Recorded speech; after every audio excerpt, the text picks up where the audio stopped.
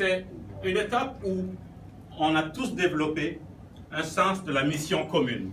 On sait qu'est-ce qu'on veut faire, on sait où on s'en va. On recherche de l'harmonie et on veut réduire les conflits.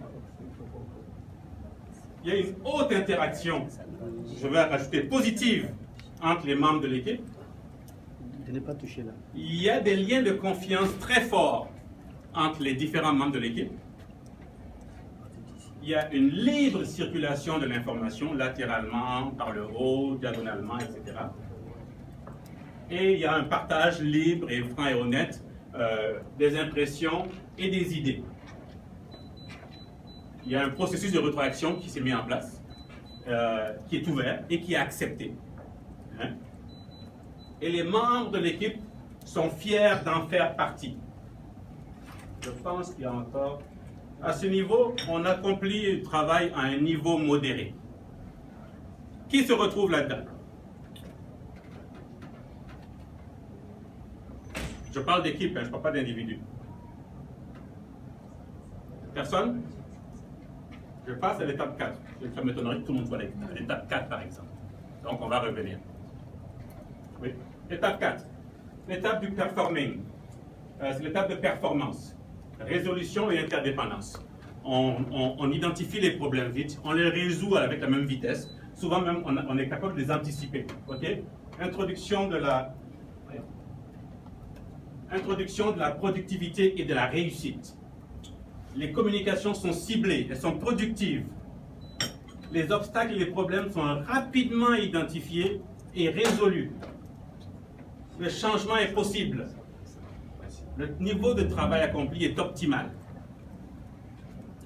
Ça, c'est des équipes qui sont habituellement à un niveau de performance total, autonomie, grande autonomie, et un output grand. Qui se retrouve là-dedans?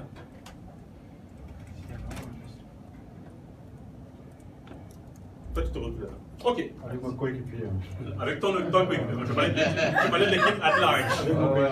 Alors, je vais m'amuser et revenir au premier point. Hein? Et vous allez me dire où c'est que vous vous retrouvez. Alors, l'étape 1. Excusez-moi. Le storming et le forming. Alors, le forming. Qui se retrouvait là encore? Je ne me rappelle plus qui se retrouvait là. Personne ne se retrouvait là. OK? Donc, avançons. L'étape de conflit. Qui se retrouve là? Maintenant, vous avez vu toutes les étapes.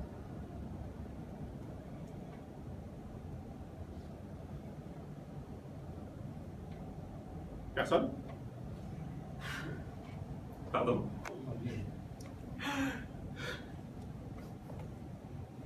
Qu'est-ce que tu veux dire?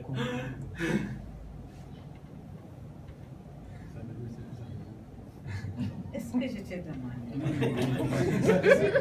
Oui, Drissa. Tu te retrouves là-dedans, effectivement. Je vous donne mon opinion de regard extérieur. C'est là où l'équipe de la DECOM se trouve. C'est là où l'équipe de la DECOM se trouve. Alors vous voyez que ce n'est pas étonnant, non pas que vous n'ayez pas le sentiment de travailler, de ne pas travailler. Vous travaillez et vous travaillez fort. Mais comment ça vous travaillez fort et le système, la machine vous envoie un message différent. Un message différent de ce que vous avez le sentiment d'accomplir. Parce que vous faites des longues heures. Vous collaborez, vous donnez votre 100%. Pourquoi? Mais ce n'est pas nécessairement une mauvaise chose. Je pense que c'est pour ça que je le montre. C'est une question de dynamique. Ce n'est pas nouveau, c'est les équipes, la mise en place des équipes. Il faut comprendre ça. Et il faut savoir où on veut aller et reconnaître les éléments qui affectent notre performance.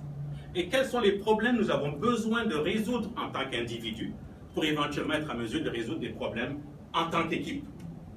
Hein? Il y a des éléments là-dedans qui sont des éléments personnels.